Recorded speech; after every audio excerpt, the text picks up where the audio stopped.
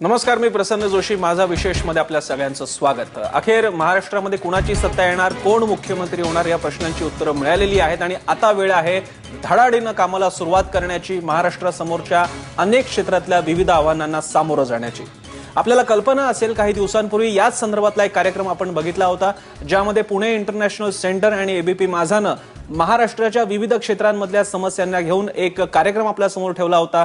एक असा अजेंडा जो पुणे इंटरनॅशनल सेंटरनं तयार केलेला आहे आणि एबीपी माझानं त्यांना आपल्या सगळ्यांसमोर आणलं होतं. अपेक्षा ही होती की सगळे राजकीय पक्ष त्याची दखल घेतील. काही प्रत्येक ज्याला आपण ढोबळ मानाने प्रमुख क्षेत्र आहेत, पर्यावरण आहे, शेती आहे, पाणी आहे, रोजगार, उद्योग, इन्फ्रास्ट्रक्चर, अशा सगळ्या क्षेत्रांमध्ये काय काय करता येईल याबद्दलचा तो अजेंडा होता. आता सत्ता स्थापन झाल्यानंतर, मुख्यमंत्री निश्चित झाल्यानंतर आपण माननीय मुख्यमंत्र्यांसाठी हे तातडीचे मुद्दे समोर ठेवत आहोत आणि ते मांडण्यासाठी आपल्यासोबत मान्यवर आहेत. आपल्यासोबत आहेत रवी पंडित. रवी पंडित हे इन्फॉर्मेशन टेक्नॉलॉजी मधलं महाराष्ट्रातलंच नव्हे तर देशातलं, जगामध्ये सुद्धा नोंद घेण्यात आलेलं एक मोठं नाव आहेत. कीर्तने पंडित इन्फॉर्मेशन टेक्नॉलॉजी अर्थात KPIT चे ते संस्थापक अध्यक्ष आहेत आणि CEO सुद्धा आहेत. ते आपल्यासोबत पुण्यामध्ये आहेत आणि ते खास म्हणजे PIC चे ते ट्रस्टी आहेत. त्यांचं स्वागत. त्यांच्या शेजारी बसलेले आहेत प्रशांत गिरबाने. प्रशांत गिरबाने हे PIC चे मानद संचालक आहेत आणि त्यांचं संशोधन, नवशोधन या क्षेत्रामध्ये त्यांची तज्ञता आहे. त्याबद्दल ते बोलणार आहेत महाराष्ट्रासमोरच्या आव्हानांमध्ये. आणि आपल्यासोबत आहेत प्रदीप आपटे. प्राध्यापक प्रदीप आपटे हे अर्थशास्त्रज्ञ आहेत. पेशाने ते प्राध्यापक आहेत. अनेक इन्स्टिट्यूटमध्ये ते मानद प्राचार्य म्हणून कामही करतात, लेक्चरसाठी जातात आणि याशिवाय शासनाच्या विविध समित्यांवरती त्यांनी काम केलेलं आहे. आणि आपल्यासोबत आहेत डॉक्टर अभय टिळक, स्वतः अर्थतज्ञ आहेत आणि इंडियन स्कूल ऑफ पॉलिटिकल इकॉनॉमीचे ते डिरेक्टर आहेत. आपल्या सगळ्यांचं स्वागत. सगळ्यात आधी आपण गिरबानेंकडे जाऊयात. गिरबानेजी, आपण परत एकदा सगळे भेटतोय. काय आहे हा PIC चा अजेंडा, थोडक्यात आपल्या प्रेक्षकांसाठी आणि माननीय मुख्यमंत्र्यांसाठी तातडीचे महत्त्वाचे मुद्दे?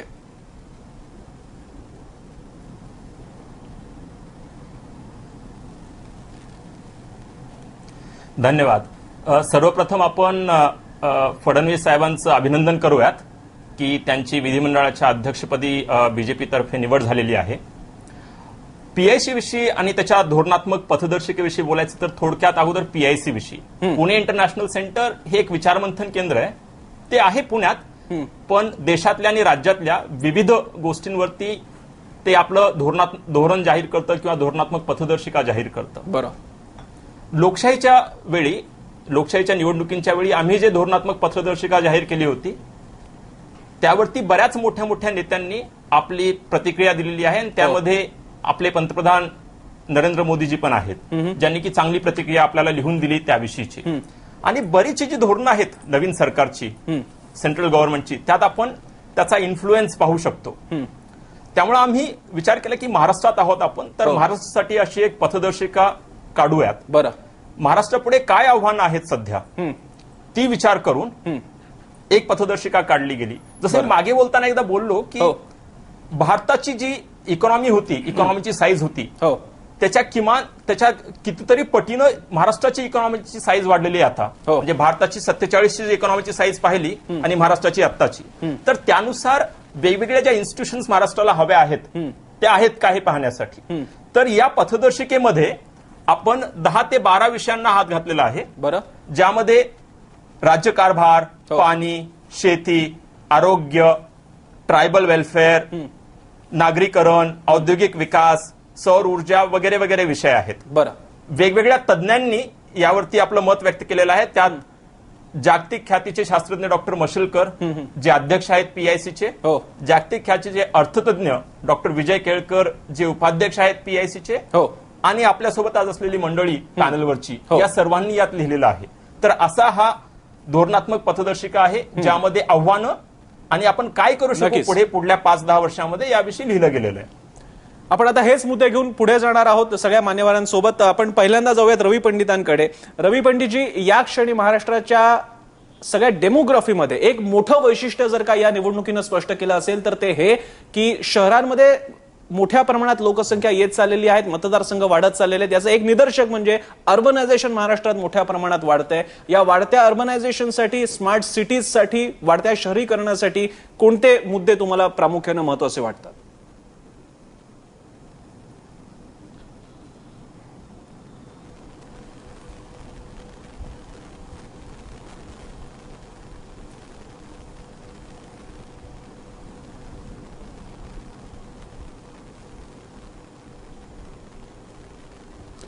आपण पंडितांकडे जाणार आहोत परत एकदा, काही तांत्रिक अडचण असेल, पण त्यापूर्वी आपण प्रदीप आपटेंकडे जाऊयात.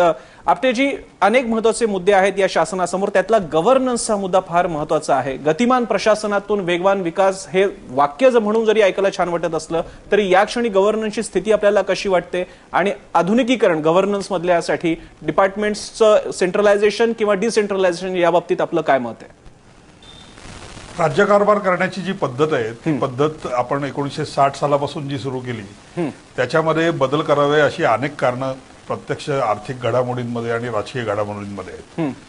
73-74 ही जी घटना दुरुस्ती आहे, या घटना दुरुस्तीनुसार ज्या प्रकारची रचना, प्रशासनाची रचना आणि राज्यकारभाराची रचना बदलायला पाहिजे ती आपण सुरुवात महाराष्ट्रानं अगोदर जास्त चांगली केली होती, पण नंतर त्यामध्ये काही फारशी मोठी प्रगती झालेली दिसत नाही. मोठा बदल करायला लागेल तो विकेंद्रीकरणाचा. अशा अनेक विकासात्मक आणि प्रशासनात्मक जबाबदाऱ्या आहेत ज्याला आपण स्थानिक स्वराज्य संस्था म्हणतो, अशा प्रकारच्या संस्थांकडे देणं हे जरुरीच आहे. आणि त्यासाठी त्या संस्थांमध्ये काम करणारे जे कर्मचारी आहेत किंवा अधिकारी आहेत यांचं एक वेगळ्या प्रकारचं तांत्रिक आणि कायदेशीर प्रकारचं प्रशिक्षण, विकासात्मक जबाबदारी पेलण्यासारखं प्रशिक्षण हे घेणं गरजेचं आहे. पण आपण याच्यामध्ये बरंच मागे पडलोय. आता 4था वित्त आयोग जो महाराष्ट्राचा नेमला गेलाय त्याची जर आपण मूळ चौकट जर बघितली तर त्या चौकटीमध्ये देखील याच्याकडे फार मोठं बारकाईनं लक्ष दिलं गेलंय असं वाटत नाही. ही सर्वात मोठी एक गरज आहे. दुसरी गरज अशी आहे की प्रत्येक महाराष्ट्रामध्ये एक 6 ते 7 असे वेगवेगळे विभाग आहेत की त्या विभागांच्या विकासात्मक गरजा खूप वेगळ्या प्रकारच्या आहेत, त्यांची धाटणी वेगळी आहे आणि प्रत्येक विभागामध्ये लागणारा जो विकासात्मक जो काही इनिशिएटिव्ह सरकारनं घ्यायचा त्याच्यासाठी लागणारी जी प्रशासन यंत्रणा आहे आणि त्यांची जी कल्पनाशक्ती आहे ती वेगळ्या प्रकारची असली पाहिजे. अर्थात कारण या सरकारला वेगवेगळ्या राजकीय पार्श्वभूमीमुळे ज्याला आपण विभागीय समतोलाचा प्रश्न म्हणतो तो समतोलाचा प्रश्न हाताळण्याची गरज पडणार आहे. आणि विदर्भाची समस्या वेगळी आहे, खानदेशची वेगळी आहे, कोकणची वेगळी आहे, मराठवाड्याची तर अगदीच वेगळी आहे.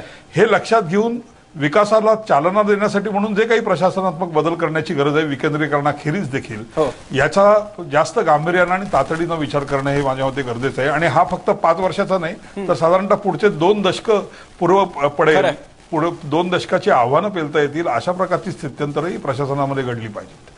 बरं, यातले काही आणखी इतर मुद्दे आहेत, उपमुद्दे, ते घेऊन आपण आपट्यांकडे जाणार आहोत. पण त्यापूर्वी अभय टिळकांकडे जाऊयात. अभय टिळकजी, त्याचप्रमाणे शिक्षणाचा फार मोठा मुद्दा आपल्याकडे आहे. बॅकलॉग तर आहेच आहे, त्याशिवाय साध्या प्राथमिक शिक्षण केंद्रांची सुद्धा आपल्याकडे स्थिती अतिशय वाईट आहे. आणि त्याचवेळी आपल्याकडे एकीकडे इंटरनॅशनल स्कूल्स बघायला मिळतात आणि 50 किलोमीटर पुढे जा तुम्हाला प्राथमिक शाळेची दुरवस्था बघायला मिळते. शिक्षणाच्या क्षेत्रातली आव्हानं तुम्ही कशी पाहता? प्रसन्न, माझ्या दृष्टीने आपल्या राज्यापुढे किंवा एकूण संपूर्ण देशातच शिक्षणाचं सार्वत्रिकीकरण जरी आपण केलेलं असलं तरी आज सगळ्यात मोठं आव्हान हे प्रत्येक स्तरावरच्या शिक्षणाची गुणवत्ता वाढवण्याचं आहे. हे मी प्राथमिक आव्हान मानतो. बरं. 2, आपण प्राथमिक शिक्षणाचं सार्वत्रिकीकरण जरी केलेलं असलं तरी आपला जो डेमोग्राफिक डिव्हिडंड आहे, विशेषतः महाराष्ट्रामध्ये स्थलांतर मोठ्या प्रमाणावरती आहे. त्यामुळे येत्या पुढच्या साधारणपणे 5 ते 10 वर्षामध्ये या तरुण मनुष्यबळाची रोजगार क्षमता वाढवण्याच्या दृष्टीने ज्याला आपण व्यावसायिक शिक्षण म्हणतो, कौशल्य प्रधान व्यावसायिक शिक्षणाच्या सुविधा मोठ्या प्रमाणावरती निर्माण करणं, उद्योगांच्या मनुष्यबळ विषयक गरजा ज्या आहेत त्या गरजांशी शिक्षण व्यवस्थेचा सांधा जुळवून देणं, बरं, आणि कुठेतरी मनुष्यबळाची रोजगार क्षमता वाढवून पर्यायाने उत्पादकता वाढीला चालना देणं, ही संपूर्ण शिक्षणाची आपली व्यवस्था त्या दृष्टीने कार्यान्वित करणं याला आज अतिशय मोठं प्राधान्य आपल्या राज्यामध्ये देण्याची गरज आहे. आणि माझ्या दृष्टीने नवीन सरकारला शिक्षणाच्या क्षेत्रामध्ये ह्या आघाडीवरती तातडीने पावलं ही उचलणं फार आवश्यक आहे. बरं, आपण इकडे एक छोटासा ब्रेक घेणार आहोत. त्याचप्रमाणे आपल्याला शिक्षण, औद्योगिकरण आणि त्याचप्रमाणे पायाभूत सुविधा, इन्फ्रास्ट्रक्चर याबद्दलचे काही मुद्दे राहिलेले आहेत. रवी पंडितांकडे सुद्धा आपल्याला जायचंय. छोटासा ब्रेक नंतर ही चर्चा सुरू होणार आहे. पाहत रहा एबीपी माझा.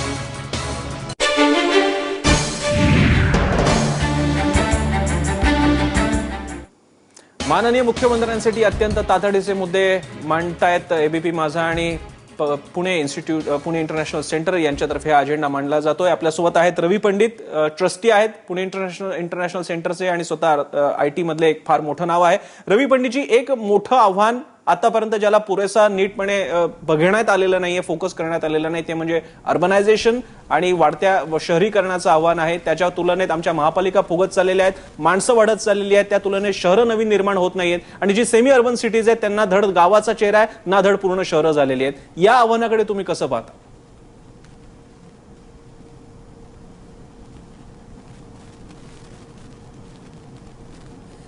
मला वाटतं आपण आता ज्या प्रकारे आपले शहर मॅनेज करतो त्या प्रकारे जर बघितलं तर ही एक मोठी समस्या आहे. पण ज्या प्रकारे आपण शहर आपली मॅनेज करू शकू त्या दृष्टीने जर बघितलं तर ही एक मोठी प्रचंड संधी आहे शहरीकरण हे. बरं, आज आपण जर आपली शहरं बघितली तर आपल्याकडे झोपडपट्ट्या आहेत, आपल्याकडे लोकांना चांगल्या प्रकारे राहायला मिळत नाही, झोपडीतल्या लोकांना चांगल्या प्रकारे राहायला मिळत नाही, आपल्याकडे कचऱ्याचे ढीग आहेत, आपल्याकडे पब्लिक ट्रान्सपोर्ट कमी आहे, आपल्याकडे प्रदूषण जास्त आहे. शहरातल्या शाळा ह्या अत्यंत म्युन्सिपल कॉर्पोरेशनच्या शाळा ह्या अत्यंत खराब प्रकारे चाललेल्या आहेत, ज्यांच्यामध्ये शिक्षणाची पातळी खूप कमी आहे, लोकांच्या आरोग्याबद्दलचे प्रॉब्लेम आहेत.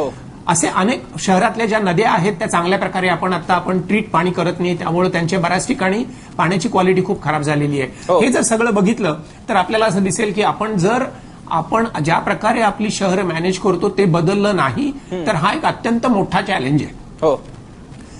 ह्या उलट आपण जर बघितलं की जगात चांगल्या प्रकारे शहरी कशी मॅनेज होतात, त्यात कशा प्रकारचे इन्व्हेस्टमेंट होतात, त्याच्यामुळे कशा प्रकारचे नवीन उद्योगधंदे तयार होतात, त्याच्यामुळे कुठल्या प्रकारचे नवीन रोजगार तयार होतात, ह्या जर कडे आपण बघितलं तर आपल्याला लक्षात येईल की ही एक प्रचंड मोठी संधी आहे आपल्याला एक नवीन जगत निर्माण करण्याची.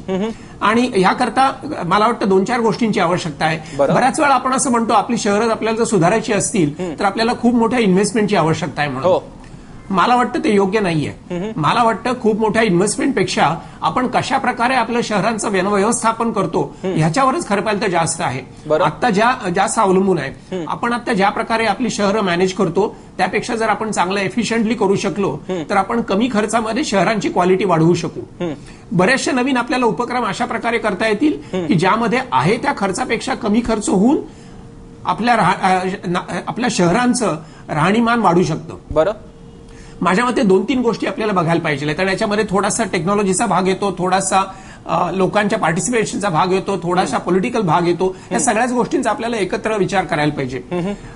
आज बऱ्याच वेळा आपल्याला असं जाणवतं आणि हा मला वाटतं गेली लोकसभेची निवडणूक आणि परवाची विधानसभेची निवडणूक याच्यामध्ये आपल्याला बदल झालेला दिसतोय. पण बऱ्याच वेळेला शहरातल्या लोकांचं साधारणपणे आपल्या लोकशाहीबद्दल एक अनास्था दिसते.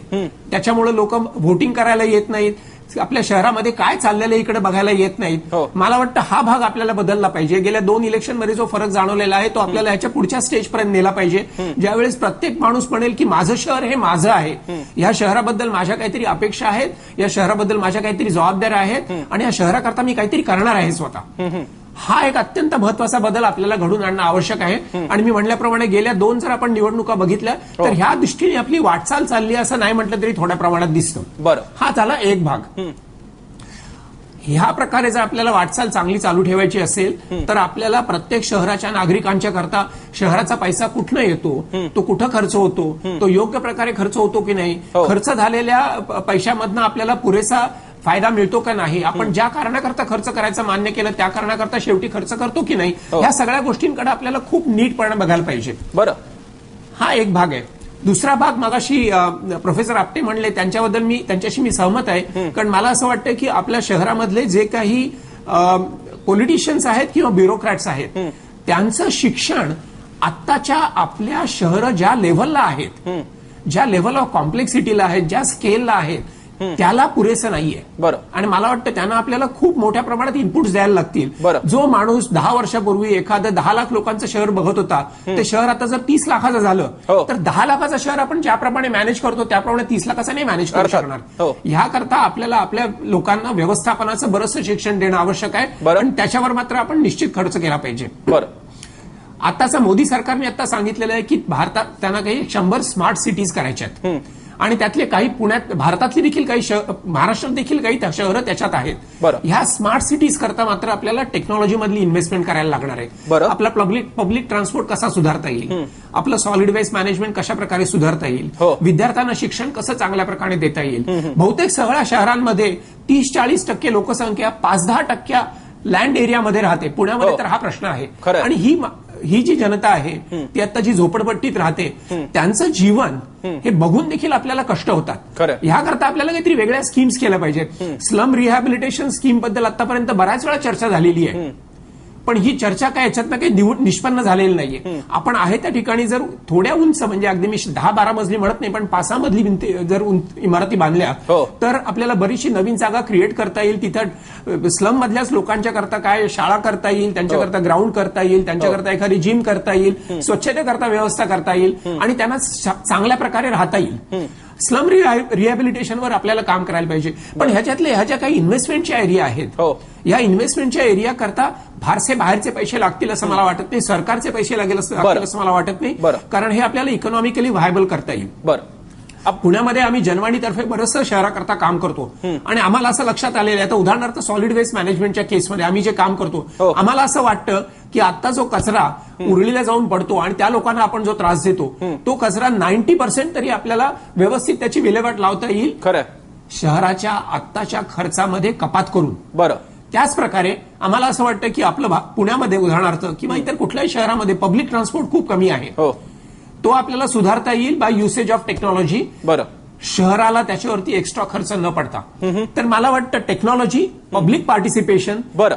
बरं. योग्य अशा प्रकारचं लेजिस्लेशन हे जर सगळं आपण व्यवस्थित आणलं आणि ते आणणं आवश्यक नाही, अवघड नाहीये, हे जर आणलं तर शहरामध्ये बऱ्याच प्रकारची मोठी नवीन संधी निर्माण होईल, नवीन उद्योग तयार होतील, नवीन उपजीविकेची साधनं निर्माण होतील आणि शहर खरंच छान होतील. ठीक आहे. मी पंडितजी तुमच्यातला उद्योगाचा प्रश्न घेऊन गिरबानेंकडे जायचं होतं. गिरबानेजी, जसं मगाशी रहिवास आणि नागरीकरण याबद्दल पंडित बोलत होते, त्याला जोडूनच एक मुद्दा सध्या शहरांच्या भोवतीचा आहे, तो म्हणजे औद्योगिकरणाचा. आपल्याकडचे बिझनेस पार्क्स आणि आयटी पार्क्स यांची अवस्था गेल्या काही वर्षांमध्ये बघितलं तर ज्या प्रकारे पुढे जायला पाहिजे होते, फ्लरिश व्हायला होते, तसे ते झालेले नाहीयेत. तर यामध्ये नेमकं काय करता येईल? सर्व्हिस सेक्टरवरती आपला प्रचंड भार इतका गेला की आम्ही इंडस्ट्रियलायझेशन आणि उत्पादन क्षेत्राकडे दुर्लक्ष केलं. मेक इन इंडियाचं देशामध्ये एक पॉलिसी येत असताना महाराष्ट्र त्यामध्ये कसा कॉन्ट्रीब्युट करू शकतो? त्या अर्थानं औद्योगिकरणाची काय दिशा असावी, काय आव्हान आहेत? बरोबर आहे प्रसन्न. महाराष्ट्र हा औद्योगिकरणाच्या बाबतीत भारतामध्ये नेहमीच अग्रगण्य राहिलेला आहे. तो अग्रगण्य राहावा, किंबहुना त्यापेक्षाही जास्त प्रगती करावी, यासाठी आपल्याला सर्व्हिसेस आणि मॅन्युफॅक्चरिंग या दोघांवरती फोकस द्यायला हवा. मॅन्युफॅक्चरिंगच्या अगोदर सर्व्हिसेस विषयी फक्त 1 मिनिट. आपल्याकडे जसं हिंजेवाडी आहे, मी मागच्या वेळी बोललो, तसं फक्त एकच का पार्क असावं, अशी आणखी 4-5 किमान पार्क राज्याच्या वेगवेगळ्या भागात का असू नयेत? बरं. हे एक मोठं चॅलेंज आहे जे की नवीन सरकारने घ्यायला हवं आणि राज्याच्या वेगवेगळ्या भागात प्रति हिंजेवाडी कशी तयार करता येईल हे पाहायला हवी. हा पहिला मुद्दा. बरं. मॅन्युफॅक्चरिंगच्या बाबतीमध्ये जसं मेड इन इंडिया बोललं चाललंय, किंवा मागच्या काही महिन्यामध्ये सेंटिमेंट्स आपण वृद्धिंगत झालेले पाहतो जगभरात भारताविषयी.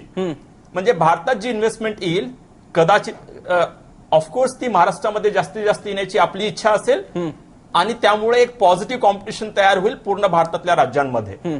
पण त्यासाठी उत्पादन जर इथं करायचं असेल तर सर्व इन्व्हेस्टर्स पाहू इच्छितात की उत्पादनासाठी योग्य जागा आणि दळणवळणासाठी योग्य मार्ग आहेत का. आता त्यासाठी जसं आपटे सर मागे बोलत होते, प्रत्येक प्रादेशिक भागाची वेगळी गरज आहे पायाभूत सुविधांसाठी किंवा इन्फ्रास्ट्रक्चरसाठी. मराठवाड्यासारख्या जागेला लोहमार्ग किंवा रस्तेच हेच नाही आहेत कनेक्ट करण्यासाठी पुणे मुंबई सारख्या शहरांना, किंवा विदर्भासारख्या जागी मिहान जो व्हायला हवा किंवा हब जो व्हायला हवा लॉजिस्टिक्स साठीचा, सप्लाय चेन साठीचा, तो किती प्रगत करायचा ते एक मोठं चॅलेंज आहे. बरं. तुम्ही कोकणात जर याल, इतकी मोठी किनारपट्टी आपल्याला नैसर्गिकरित्या राबलेली आहे. या काळामध्ये भारताच्या इतर राज्यांमध्ये जो काही बंदरांचा विकास झाला त्याप्रमाणे आपल्या बंदरांचा विकास कसा होणार, किंवा विमानतळांविषयी जर तुम्ही बोललात तर जेव्हा पंडित सर MCCICचे अध्यक्ष होते तेव्हाही त्यांनी चाकणचा मुद्दा घेतलेला होता किंवा नवी मुंबईचं विमानतळ आहे. ही विमानतळ कधी विकसित होणार हे करण्यासाठी जरी काही वर्षांचा कालावधी लागणार असेल तर अर्जंटली आपल्याला हे चॅलेंज आहे की त्याविषयीचा आपला काय मसुदा आहे आपल्या राज्याचा बरं हा जर आपण दाखवला तरच FDI जास्तीत जास्त राज्यात येऊ शकेल. अर्थात. त्यामुळे हे इमिडिएट चॅलेंज आहे की त्यावरची एक ब्लूप्रिंट बरं आपण लवकरात लवकर सादर करावी. बरं आपण इकडे एक छोटासा ब्रेक घेणार आहोत. ब्रेकच्या नंतर बाकीचे काही मुद्दे आपल्याला घ्यायचे आहेत. प्रामुख्यानं आपल्याला अर्थातच आपल्या सगळ्यांच्या जिव्हाळ्याचा विषय पाणी शेती या मुद्द्यांबद्दल आपल्याला आपटेंकडे जायचं आहे आणि त्याचप्रमाणे सामाजिक विकास सुद्धा आपल्याला सोडता येणार नाही कारण हा सगळा विकास म्हणजे केवळ आकडेवारी नसते GDPचा इश्यू नसतो किंवा नुसती काही विकास झाला नाही झाला याची कुठली एक अतिशय निरस अशी आकडेवारी नसते स्टॅटिस्टिक्स नसतं. त्याच्यामागे सामाजिक चेहरा असावा लागतो मानवी चेहरा असावा लागतो. त्याबद्दल आपल्याला अभय टिळकांकडे जायचं आहे की यामध्ये सर्वसामावेशकता कशी आणत राहू तर फक्त शहरी लोकांचंच कल्याण होणार आहे मग आदिवासींचं काय मग त्यांच्या राईट्सचं काय आणि असे अनेक समाज घटक आहेत ज्यांना याच्यात इन्क्लुझिव्ह ग्रोथमध्ये आणू शकतो का काय त्याबद्दलची आव्हानं असू शकतात. ब्रेक नंतर त्यावर चर्चा. छोटासा ब्रेक पाहत राहा एबीपी माझा.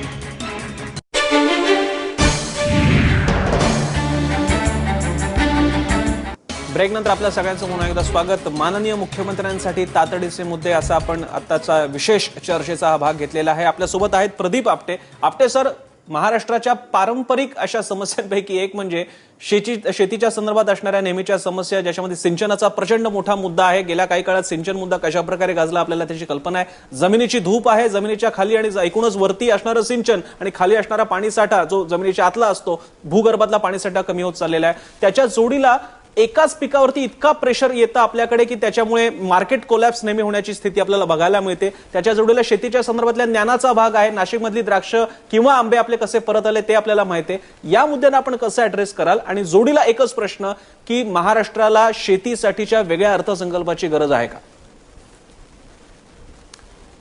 पुण्याशी आपण स्टुडिओमध्ये जाणार आहोत. पुण्याच्या आपट्यांशी आपल्याला हा मुद्दा घ्यायचा आहे. त्यापूर्वी आपण पुन्हा एकदा प्रशांत गिरवाणेंकडे जाऊयात. गिरवाणेजी आपला उद्योगांचा विषय चालला होता त्यातला एक भाग होता संशोधनाचा सुद्धा. संशोधन हा एक भाग झाला ज्याच्यामध्ये आहे त्या भागावरती संशोधन करून पुढे अप्लाइड रिसर्चचा पार्ट येतो आणि एक नवशोधनाचा पार्ट आहे. या बाबतीत महाराष्ट्राची स्थिती कशी आहे आपल्या युनिव्हर्सिटीज महाराष्ट्रातल्या रिसर्च सेंटर्स यांची काय स्थिती आहे आणि काय आव्हान आहेत.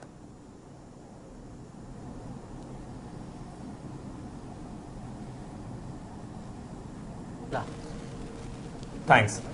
प्रसन्न असं आहे की आपल्याकडं मागच्या वेळी जसं मी बोललो नवशोधनाचं दशक आहे हे देशासाठी इनोव्हेशनचं दशक आहे. महाराष्ट्रामध्ये आपण एक नवशोधन समिती स्थापन केलेली आहे पण यावरती आणखी काही एक काम झालेलं नाहीये विशेष. त्यामुळे नवीन सरकार पुढे हे एक चांगलं आव्हान असणार आहे की जास्तीत जास्त त्याला चालना कशी दिली जावी. बरं इतर उद्योगांमध्ये लिनियर ग्रोथ असते जितकं इनपुट त्याच्या थोडंसं मार्जिन आणि त्यावरती आउटपुट. पण टेक्नॉलॉजी आणि इनोव्हेशनमुळे नॉन लिनियर लॉगरिथमिक अशी मोठी ग्रोथ मिळते. तर ती ग्रोथ जर आपल्याला हवी असेल ती जर वाढ हवी असेल तर या नवशोधनावरती जास्तीत जास्त भर द्यायला हवा.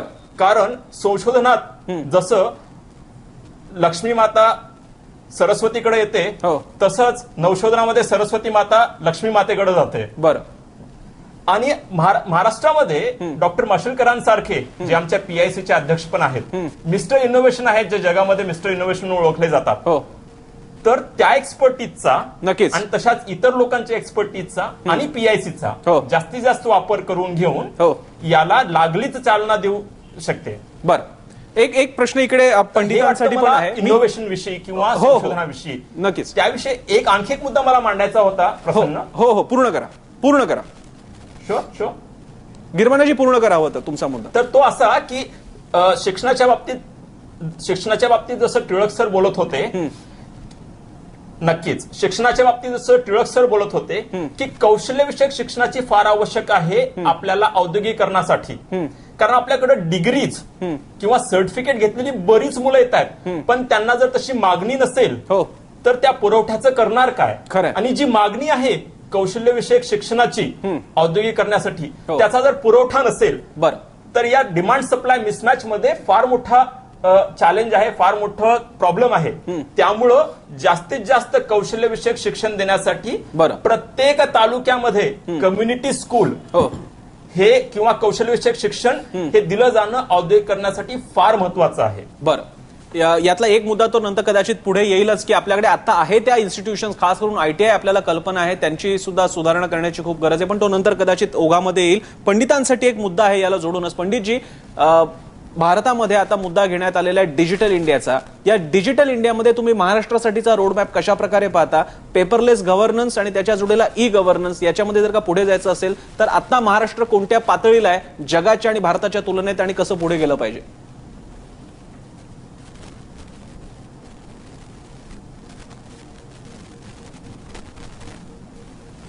मला वाटतं की डिजिटायझेशन ही एक जगातली प्रचंड मोठी क्रांतिकारी अशी एक लाट आहे आणि ह्याच्यामुळं सर्वसामान्य जनतेचं जीवन सुधारण्याची फार प्रचंड संधी निर्माण झालेली आहे. खरं, शाळेतल्या मुलांचं शिक्षण असो किंवा आपल्या जुन्या हेरिटेजचं जतन असो किंवा आपल्या शहरामधलं दळणवळण असो किंवा आपण केलेले वेगवेगळे उद्योग असोत, या सगळ्या भागामध्ये डिजिटायझेशन याचा एक प्रचंड मोठा इम्पॅक्ट होणार आहे. मला वाटतं ह्या डिजिटायझेशनमुळं आपण आपल्या मधला ऊर्जेचा खर्च कमी करणार आहोत की ज्याच्यामुळे प्रदूषण कमी होईल. बरं, आपण ह्यामुळं आपल्या शहराची परिस्थिती वाढवणार आहोत, उत्पन्न वाढवणार आहोत. ह्या सगळ्या गोष्टींचा आपल्याला प्रचंड मोठा फायदा होणार आहे. आपण आता जेमतेम नुसती सुरुवात करत आहोत, आपल्याला याच्यात खूप पुढे जायचंय. पण याच्यातली एक चांगली गोष्ट अशी आहे की डिजिटायझेशन करता जे एक वेगळा माइंडसेट लागतो, काही इनोव्हेटिव्ह माइंड लागतं, इन्फॉर्मेशन टेक्नॉलॉजी बद्दलचं जे ज्ञान लागतं त्याचा मुबलक प्रमाणात आपल्याकडे साठा आहे. आणि मला वाटतं ह्या पर्टिक्युलर एरियामध्ये आपण जगाच्याही खूप पुढे जाऊ शकू. फक्त त्याकरता आपण एक आपल्याकडच्या नवीन पिढीला एक नवीन स्वातंत्र्य दिलं पाहिजे आणि त्यांना चटकन पुढे जायला परवानगी दिली पाहिजे.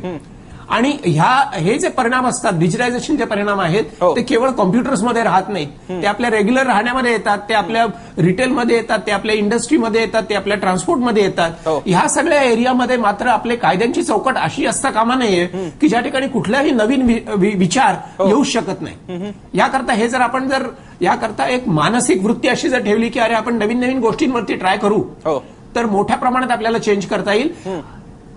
65% जनता ही 35 वर्षाच्या खालची आहे. तो एक प्रचंड मोठा साठा आहे आपल्याकडं की ज्याच्यातनं आपण इनोव्हेशन आणू शकू.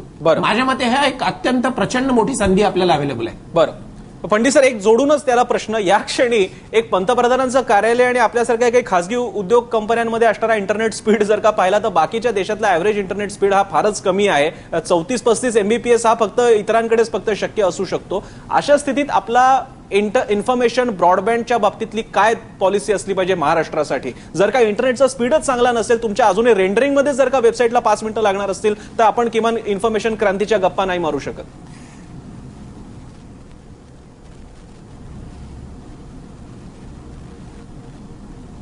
अगदी बरोबर आहे. मला असं वाटतं की आपण स्मार्ट सिटीज, मगाशी आपण स्मार्ट सिटीच्या इनिशिएटिव्ह बद्दल बोललो. स्मार्ट सिटीचा एक अत्यंत महत्वाचा भाग असा आहे की आपल्याला ठिकठिकाणी वायफाय आणि हाय स्पीड इंटरनेटची खूप मोठी आवश्यकता आहे. आणि ज्याप्रमाणे आपण रस्त्यांवरती खर्च करतो त्याच्यामुळे मिळणारा आपल्याला त्याच्यातला जो फायदा आहे हा कितीतरी पटीने असतो, तशाच प्रकारचा फार मोठ्या पटीचा फायदा आपण असा इंटरनेटचा हायवे घालण्यामध्ये येईल. बरं, आणि मला वाटतं ती इन्व्हेस्टमेंट सगळी सरकारला करायला लागणार नाही. त्याकरता कमर्शियली देखील ही इन्व्हेस्टमेंट होणं शक्य आहे. पण ती इन्व्हेस्टमेंट आपल्याला अपफ्रंट लवकर करायला पाहिजे. आपल्याला ठाऊकच आहे की आपण ज्यावेळेस टेलिकॉमची रेव्होल्युशन भारतात आणली त्याचा केवढा प्रचंड फायदा झाला. खरं, आज खेड्यापाड्यात देखील लोक त्यांच्या सेलफोनवर बोलत असतात.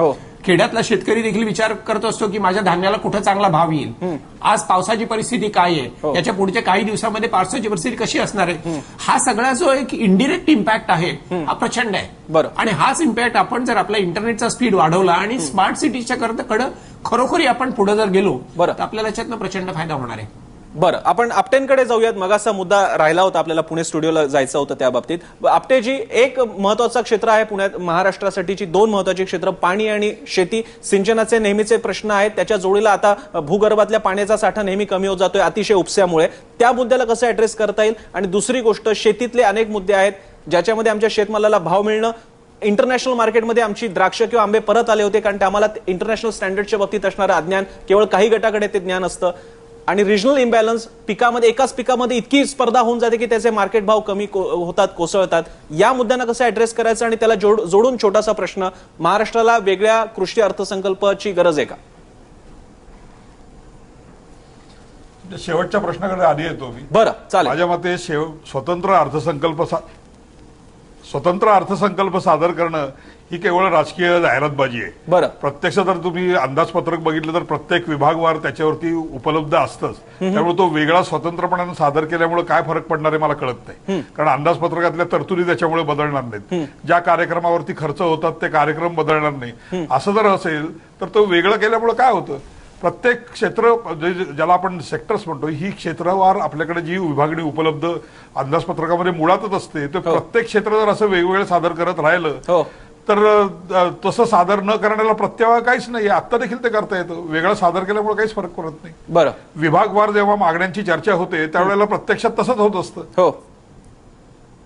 मग उर्वरित प्रश्न. माझ्या मते ह्या मागणीमध्ये उर्वरित प्रश्नामध्ये पाण्याचा प्रश्न हा खरंच खूप मोठा आहे. कारण पाण्याची उपलब्धता, टंचाई हा एक पैलू आहे. आणि दुसरा पैलू असा आहे की ही टंचाई लक्षात घेता एकूण महाराष्ट्राची पाण्याची उपलब्धता आहे, त्या उपलब्धतेचा आता उपलब्ध असलेल्या तंत्रज्ञानामध्ये सर्वात जास्त वापर कसा करता येईल या दृष्टीनं जर आपण विचार केला तर आता सर्वसाधारणतः असं म्हटलं जातं की याच्यातले प्राधान्यक्रम कसे असावेत, पिण्याचं पाणी, मग शेती आणि उद्योग. पण हे लक्षात घेतलं पाहिजे की कोणतेही प्राधान्यक्रम हे सापेक्ष असतात, कालसापेक्ष असतात. कालांतरानं कदाचित 30 वर्षानंतर परिस्थिती अशी असेल की उद्योगासाठी लागणारं पाणी आणि शेतीसाठी लागणारं पाणी याच्यावरती अवलंबून असणारी लोकसंख्या जवळपास एकसारखी असेल, किंबहुना उद्योग आणि सेवा क्षेत्रात ती खूपच जास्त असेल. त्यावेळेला आपल्याला या प्राधान्यक्रमाची भाषा ही फारशी काही उपयोगी पडणार नाही. बरं. उपयोगी पडणार आहे ते हे की उपलब्ध पाण्याचा सर्वात जास्त अधिक उत्पादक वापर कसा करता येईल. म्हणजे दर घनमीटर पाण्यामागे निघणारं उत्पन्न प्रत्येक क्षेत्रातलं किती, हा एक निकष हा सर्व धोरण आखताना सर्व क्षेत्रांमध्ये लावणं हे अत्यंतिक गरजेचं आहे. दुसरं, आतापर्यंत ज्या रीतीनं आपण पाण्याचा वापर जलसंचार संपदा विभागातर्फे करण्यात आला आहे त्यामध्ये अनेक प्रकारचे आमूलाग्र बदल हे अभिप्रेत आहेत. विदर्भाचा जर विचार केला तर विदर्भाचा फार मोठा विकास हा पाण्याच्या अभावी रखडलेला आहे. आणि तो देखील विदर्भातला फार मोठा प्रकल्पांचा भाग हा झुडपी जंगल या सदराखाली मोडल्यामुळे रखडलेला आहे. त्यामुळे विदर्भाच्या आत्ताचे मुख्यमंत्री विदर्भातले त्यांनी तातडीनं हातात घ्यायचा प्रश्न असा आहे की ज्याच्यामुळे या सर्व रखडले प्रकल्पांना पटकन कसं गतिमान करता येईल. बरं. पाण्यामध्ये आत्ता झालेला बदल असा, आणि त्याच्यासाठी शेतकरी देखील तितकेच उत्सुक आहेत, शेतकऱ्यांनी तितक्याच धडाडीनं प्रयत्न केलेले दिसतात. ते म्हणजे की आजवर जर 100 घनफूट पाणी आपण जर कालव्यातनं सोडलं तर प्रत्यक्ष पिकाच्या मुळाला पोचणारं पाणी 27-28% वरती जात नाही. हे वाचवायसाठी एक म्हणजे पाईपद्वारे पाणी पुरवठा, दुसरं म्हणजे प्रत्येक शेतकऱ्याला वर्षातलं किमान एक हंगामाचं पीक हे पाण्याच्या दृष्टीनं सुरक्षित व्हावं अशा रीतीनं करण्याचं पाण्याचं पुनर्वाटप. आणि दुसरं म्हणजे जे पाणी वापरलं जाईल ते पाणी शक्यतो सूक्ष्म सिंचन पद्धतीनं वापरलं जावं. आणि त्याच्यामध्ये शेतकऱ्यांमध्ये होणारा आपापसातलं जे वाटप आहे ज्याला आपण सिंचन सहयोग संस्था म्हणतो, या संस्थांचा प्रयोग ऑलरेडी 10 वर्षापासून चालू आहे. त्या जितक्या बळकट करता येतील आणि त्या जितक्या जलदरित्या जास्त विस्तारित करता येतील तितक्या प्रमाणात आपण पाण्याचा वापर हा शेतीमधला अधिक जास्त प्रभावी करू शकू.